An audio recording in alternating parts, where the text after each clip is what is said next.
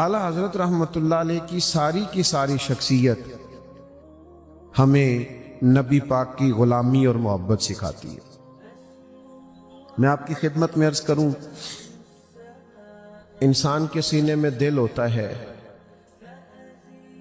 تو اس میں کوئی نہ کوئی محبت تو رہتی ہے۔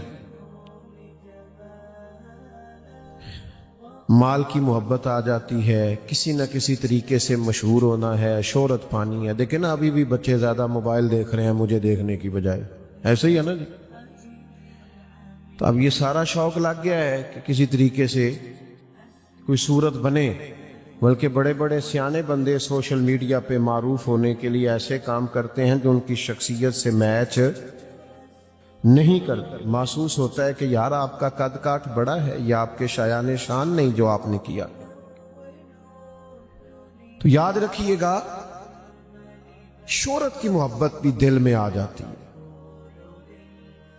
اور دولت کی محبت بھی دل میں آ جاتی ہے، لیکن نقصان بڑا کرتی ہے، بڑا نقصان کرتی ہے، روح اجڑ جاتی ہے، بندہ اندر سے پورا برباد ہو جاتا ہے اگر پیسوں سے ہرس ہوس کے ساتھ پیار کرے یا شہرت سے پیار کرے۔ اس کی دلیل نبی پاک علیہ الصلوۃ والسلام نے ارشاد فرمایا، دو بھوکے بھیڑیا ویسے ہی خطرناک ہوتا ہے اور اوپر سے بھوکا ہو تو، دو بھوکے بھیڑیے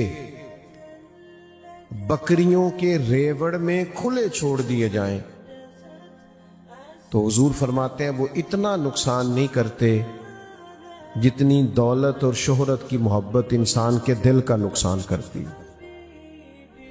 انسان باطنی طور پر پورے طور پہ اجڑ جاتا ہے، برباد ہو جاتا ہے، اسے خبر بھی نہیں ہوتی۔ اعلیٰ حضرت رحمۃ اللہ علیہ نے ہمیں سکھایا ہے کہ تم ادھر ادھر پیار کرو گے تو پریشان ہو جاؤ گے، پیار سیدھا سیدھا مدینے والے معبود سے کرو۔ فرماتے ہیں کہ جان ہے عشق مصطفیٰ، روز فزوں کرے خدا، اور جس کو ہو درد کا مزہ وہ ناز دوا اٹھائے کیوں، اور پھر کے گلی گلی تباہ ٹھوکریں سب کی کھائے کیوں، دل کو جو عقل دے خدا تو تیری گلی سے جائے کیوں۔ اگر عقل مند ہو تو پھر حضور کا دروازہ کبھی چھوڑنا، یہ اصل ہے، جان ہے عشق مصطفیٰ۔ اور کس حد تک پیار کرنا ہے نبی پاک سے؟ فرماتے کروں تیرے نام پہ جاں فدا۔ پھر اچانک کہنے لگے نہ بس ایک جاں، نہیں دو جہاں فدا، کروں تیرے نام پہ جاں فدا، نہ بس ایک جاں دو جہاں فدا۔ یہ وارفتگی ہے، یہ جذبات۔ پھر کہنے لگے میرا دو جہاں سے بھی نہیں جی بھرا، یا رسول اللہ صلی اللہ علیہ وسلم کروں تیرے نام پہ جاں فدا، نہ بس ایک جاں دو جہاں فدا۔ دو جہاں سے بھی نہیں جی بھرا، میں کروں کیا کروڑوں جہاں نہیں۔ خوب پیار کرنا، لیکن یہ بھی سبق دیتے ہیں اعلیٰ حضرت کہ حضور سے پیار سچا کرنا ہے، نبی پاک سے پیار صرف محفل والے دن عاشق رسول نہیں ہونا، جب دکان پہ بیٹھنا ہے تو پھر بھی پورا تولنا ہے، عاشق رسول دکان پہ بھی عاشق رسول ہی ہوتا ہے۔ جب بولنا ہے تو پھر بھی اخلاق سے بولنا، اس لیے کہ عاشق رسول ہر وقت عاشق رسول ہوتا ہے۔ یہ عشق جہتوں کا پابند نہیں ہوتا کہ جناب جب محفل آئی تو کسی سے ادھار ٹوپی لے کے عاشق رسول ہو گئے، اور جب جناب لڑائی ہوئی تو پھر بھول ہی گئے کہ میں تو عاشق رسول تھا، مجھے تو معاف کرنے کا حکم دیا گیا تھا، مجھے تو یہ سبق تھا کہ تو نے درگزر کرنا ہے۔ عاشق رسول کے گھر والوں کو بھی پتا ہونا چاہیے بچہ عاشق رسول ہے، یعنی ماں باپ کا فرما بردار ہے۔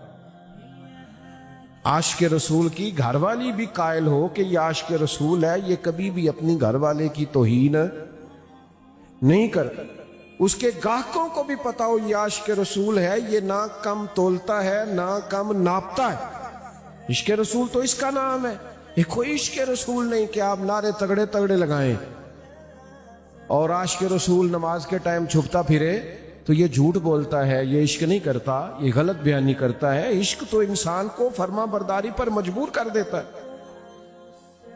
حضرت عثمان غنی رضی اللہ تعالیٰ عنہ نے ایک جگہ وضو فرمایا، وضو کر کے کھڑے ہوئے تو مسکرانے لگے۔ اب سیانا بیانا بندہ ہنسنے لگے تو لوگ پوچھتے تو ہے نا خیر ہے،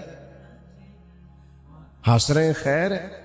حضرت عثمان غنی سمجھدار آدمی تھے، معاملہ فہم تھے، تو سیدنا عثمان غنی رضی اللہ تعالیٰ عنہ نے وضو کیا تو مسکرانے لگے، اور مسکراتے رہے تو کچھ لوگوں نے آپ سے سوال کیا، عرض کی حضور کیا ہوا، کیوں مسکرا رہے ہیں؟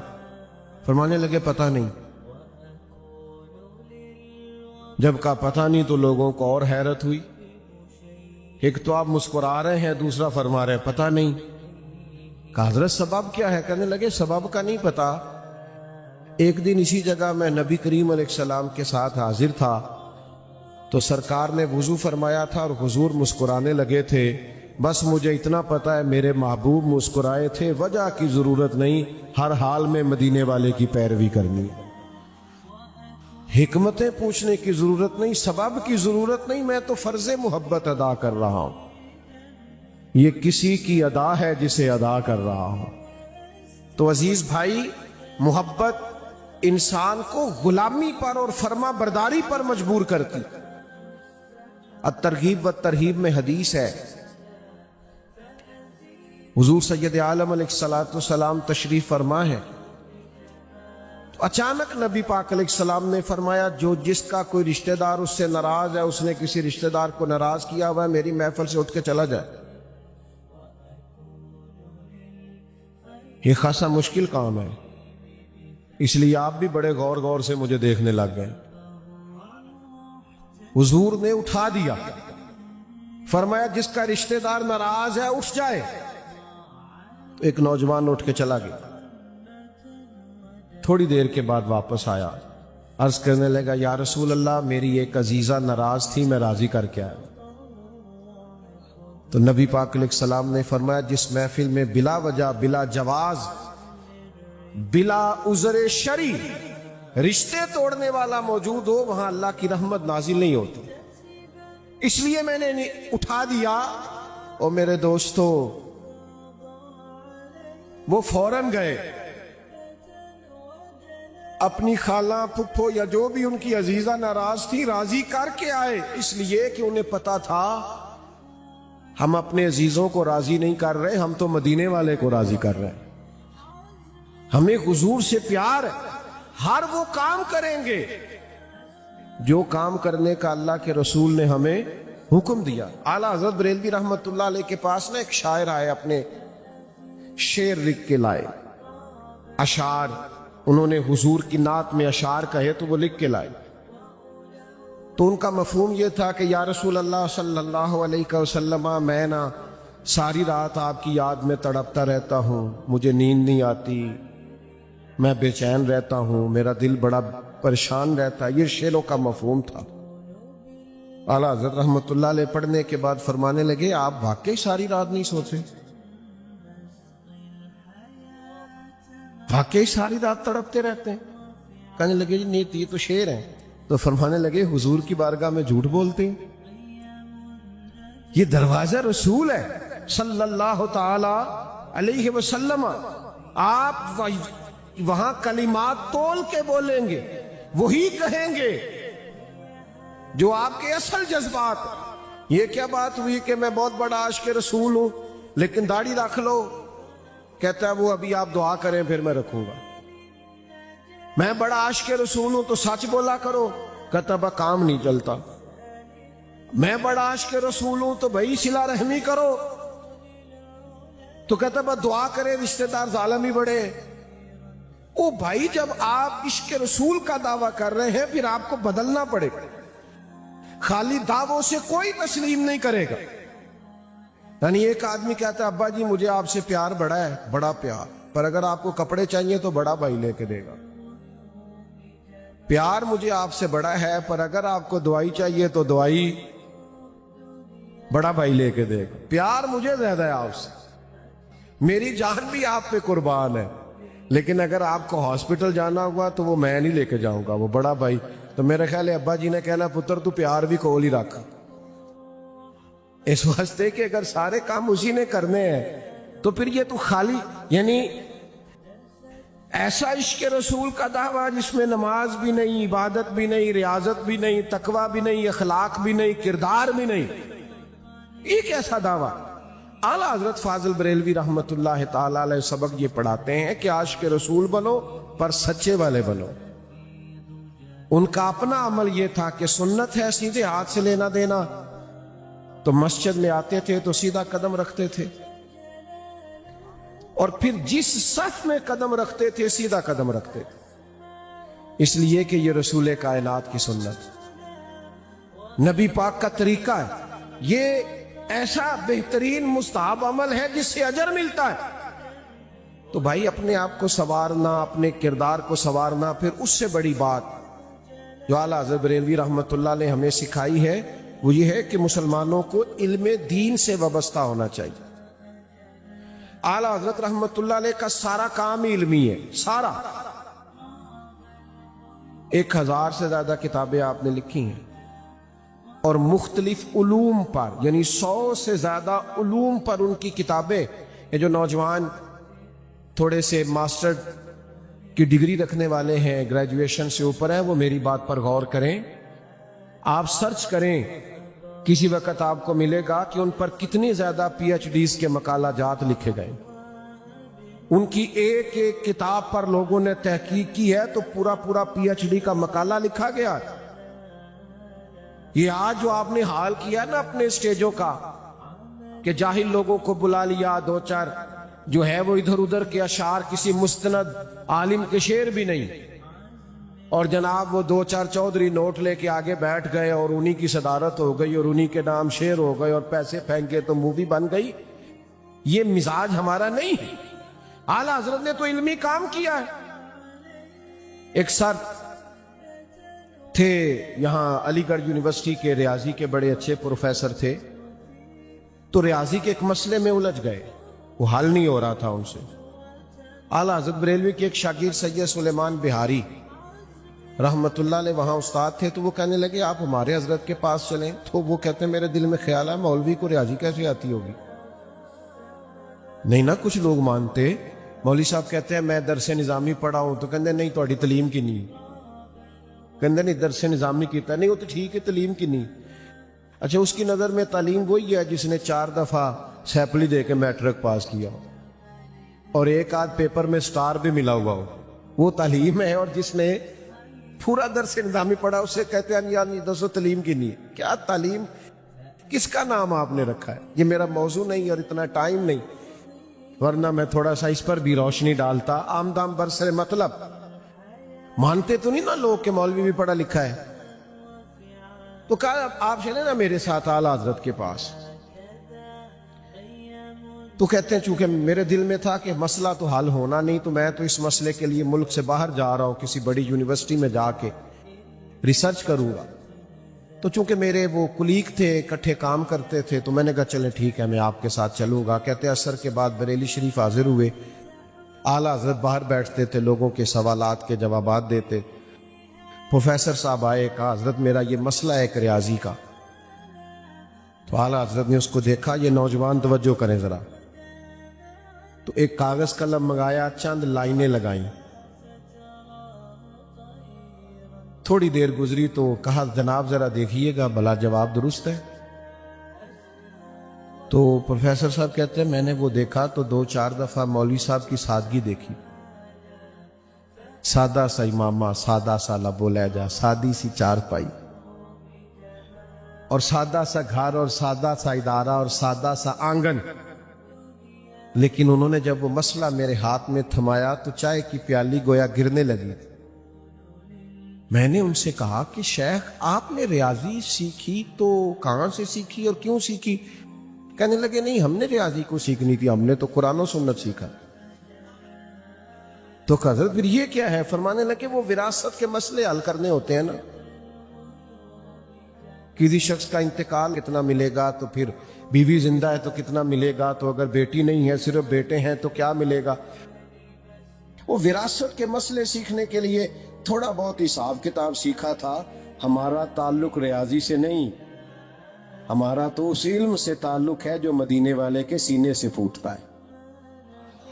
تو بھائی آج ہمارا مزاج علمی نہیں، عام مسئلے بھی لوگ نہیں سیکھتے. اعلیٰ حضرت کے ماننے والوں کو مسائل آنے چاہیے. میں دعوے کے ساتھ کہتا ہوں، دعوے کے ساتھ، ذمہ داری کے ساتھ، کہ 6 مہینے پہلے فرنیچر کا آرڈر دیتے ہو شادی سے، 2 مہینے پہلے کپڑوں کا آرڈر دیتے ہو، اگر 15 دن پہلے بچی کو کسی معلمہ کے پاس اور بیٹے کو کسی مفتی کے پاس لے جاؤ اور نکاح اور طلاق کے مسائل بھی سکھاؤ. 20 ٹیلی فون روز آتے ہیں کہ میں 3 طلاقیں دے بیٹھا ہوں، مجھے پتہ ہی نہیں چلا. اگر مسئلے کا پتہ ہو، کٹھی طلاقیں نہ دیں تو بڑے سارے گھاٹ ٹوٹنے سے بچ جائے. اعلیٰ حضرت نے مزاج علمی دیا ہے، کتاب و سنت سے جوڑا ہے. یہ وہ والے صوفی ہیں جنہوں نے ساری زندگی طریقت کی ہے، لکھا فتویٰ ہے، بتایا کہ مفتی مولوی خشک نہیں ہوتا، اصل میں تو وہی عاشق رسول ہوتا ہے.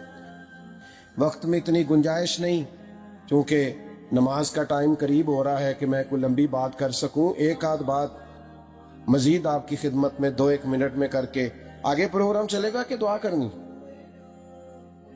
اچھا آپ تھوڑی توجہ کریں، ایک آدھ بات ضرور آپ نے سننی ہے. ایک خاص بات اعلیٰ حضرت کی جس کو یاد رکھنا ہے. اعلیٰ حضرت نا اسلامی تشخص پر بڑا زور دیتے ہیں. وہ کہتے ہیں مسلمان کا اپنا ایک تشخص ہے. یعنی ایک تو ہے نا کہ میں جٹ ہوتا ہوں، ایک یہ کہ میں رائی صاحب ہوتا ہوں، تو ایک میں فلاں صاحب ہوتا ہوں. فاضل بریلوی فرماتے ہیں کہ ہمارا تشخص ہے، ہم مسلمان ہیں.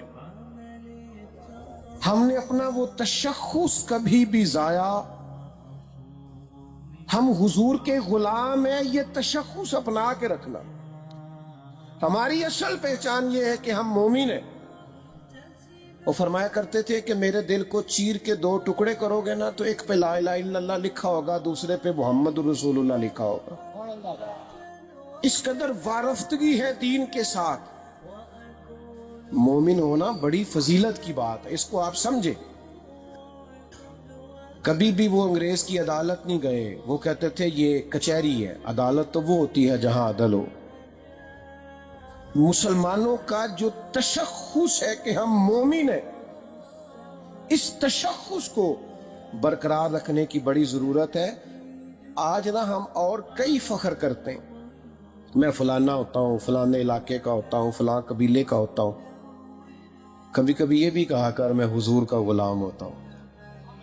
اعلیٰ حضرت فرماتے ہیں ہماری سب سے بڑی نسبت یہ ہے کہ ہم مدینے والے کے غلام ہیں. فرماتے ہیں تمہیں پتہ ہے یہ نسبت کیا کرتی ہے؟ فرماتے ہیں فرشتے بھی کرتے ہیں تعظیم میری. اللہ کرے آپ کو سمجھ آئے. میں اس پر حدیث پیش کر سکتا ہوں کہ حضور نے فرمایا میری امت کے کچھ لوگ ایسے ہوں گے جن پہ انبیاء اور شہداء رشک کریں گے، رشک کریں گے. فرمایا فرشتے بھی کرتے ہیں تعظیم میری، نکیرین کرتے ہیں تعظیم میری. کیوں؟ کہتے ہیں فدا ہو کہ ان پر یہ عزت ملی. رسول اللہ پر میں قربان ہوں تو اللہ کے فرشتے بھی مومن کا حیا کرتے. کیوں؟ اس لیے کہ حضور نے کعبے میں کھڑے ہو کے کہا تھا بیت اللہ تیری بڑی شان ہے، پر میرا کلمہ پڑھنے والے مومن کی شان اللہ کی نظر میں کعبے سے بھی زیادہ ہے. یہ ترمذی میں حدیث موجود ہے، مومن کی شان کعبے سے بھی زیادہ. اعلیٰ حضرت فرماتے ہیں اپنا تشخص نہ خراب کرنا. ہم مومن ہیں، اس پر ناز ہونا چاہیے. انسان کو کبھی کبھی 2 نفل اس لیے بھی پڑھ لینے چاہیے، شکر ہے اللہ کا میں مسلمان ہوں. یہ ضرور اپنی زندگی میں چیز پیدا کریں. جب آپ مومن ہونے پر فخر کریں گے کلیجہ بڑا ٹھنڈا ہوگا، بہت ساری مایوسیاں ویسے ہی دور ہو جائیں گی. آپ سمجھ گئے بات؟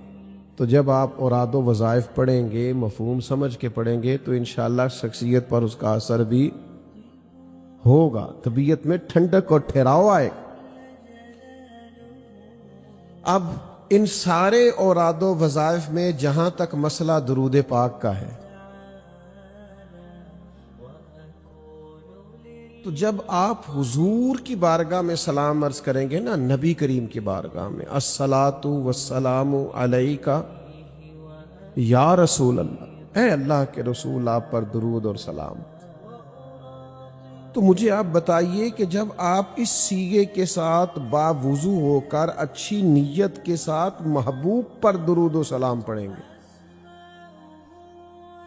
اور آپ کہیں گے کہ میں اس محبوب پر درود و سلام پڑھ رہا ہوں جنہوں نے مجھے جینا بھی سکھایا ہے, رہنا بھی سکھایا ہے, مرنا بھی سکھایا ہے, اور جنہوں نے مجھے اخلاق سے بھی آگاہ کیا ہے, عظمت کردار سے بھی آگاہ کیا ہے, والدین کے مقام سے بھی آگاہ کیا ہے, بچوں پر کیسے شفقت کی جاتی ہے یہ بھی بتایا ہے, پڑوسیوں کے ساتھ کیسے گزارا کرنا ہے یہ بھی بتایا ہے, اور اسی محبوب نے تو مجھے میرا اپنا آپ بھی سمجھایا ہے کہ تو کون ہے, کہاں سے آیا ہے, کس نے تجھے پیدا کیا, یہ بھی تجھے محبوب نے سکھایا ہے. اور رب کریم سے بھی تیرا تعلق نبی کریم نہیں بنایا ہے. اب اس تصور کے ساتھ جب آپ درود پاک پڑھیں گے تو کس شان سے آپ سلام عرض کریں, سلام عرض کریں, اور پھر لطف کیا ہے, سرور کیا ہے کہ اللہ فرماتا ہے یہ جو تم درود پڑھتے ہو نا, تو میں بھی اپنے نبی پہ درود بھیجتا ہوں, میرے فرشتے بھی بھیجتے ہیں. جب اللہ اور فرشتے بھیجیں تو پھر تو معاملہ ہی اور ہے. رب کا درود بھیجنے کے بعد کسی اور کی ضرورت نہیں رہ جاتی. یہ جو ہمیں حکم دیا گیا ہے تو یہ ہماری سعادت کے لیے دیا گیا, یہ ہماری سعادت کے لیے کہ ہم پر کرم ہو. دیکھو جب آپ درود پاک پڑھتے ہیں نا تو آپ کے ارد گرد رحمت کا اظہار ہوتا ہے, آپ رحمت میں نہا جاتے ہیں, آپ کے چاروں جانب کرم ہی کرم ہوتا ہے. تو مجھے بتائیے جب چاروں جانب رحمت ہوگی تو کوئی بیماری رہ جائے گی, بے روزگاری, بے برکتی, بے سکونی, کوئی تلخی, کوئی طبیعت کے اندر کسی قسم کی بے قراری رہ ہی نہیں جائے گی. کیوں؟ حضور نے فرمایا تو ایک بار درود پڑھ رب 10 بار رحمت کرے گا. اصل میں نا آپ روز باتیں سنتے ہیں نا ہم دین کی, تو ہم کبھی غور نہیں کرتے کہ بھلا یہ بات کیا ہے. یہ کبھی تھوڑا سا تجربہ کرنا, کسی کو 1 روپے پہ 2 ملنے لگ جائے نا,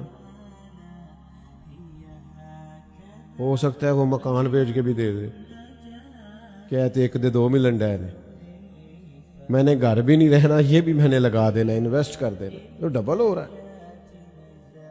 کسی کو پتہ چل جائے 3 گنا مل رہا ہے تو لوگ کہتے ہیں یار یہ نہیں ہوتا, آپ کیسی بات کرتے ہیں, 3 گنا پرافٹ کیسے آ سکتی.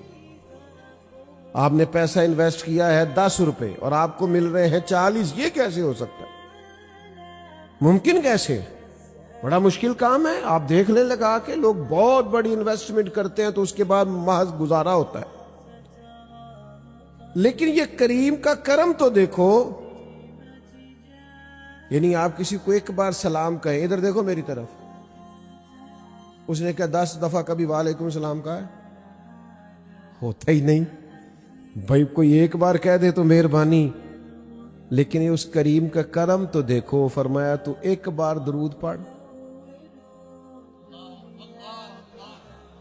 تیرے اوپر 10 بار رحمت کی جائے گی اور تیرے 10 گناہ معاف کر دیے جائیں گے.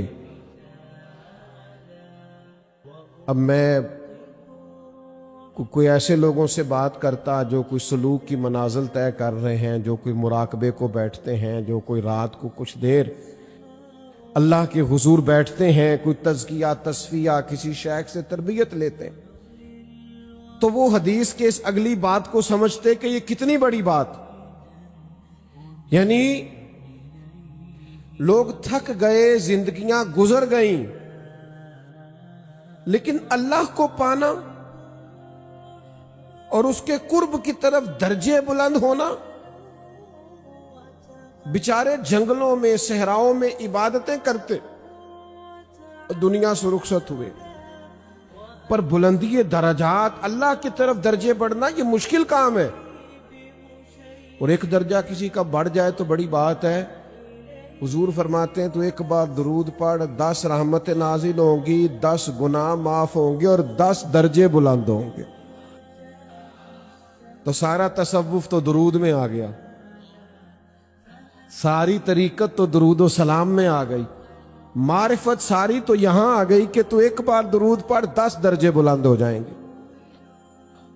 ہم نہ توجہ نہیں کرتے، بعض چیزیں بڑی پرافٹ والی ہیں پر ہم اس پر توجہ نہیں سمجھ آئی گل دی۔ چنگا بھلا کام چلدا ہوندا ہے، ابا جی دی پہلی بھی ہے 10 کو کلے تے کام بھی کار ٹھیک ہے، پر منڈا ہوندا ہے میں باہر ہی جانا ہے۔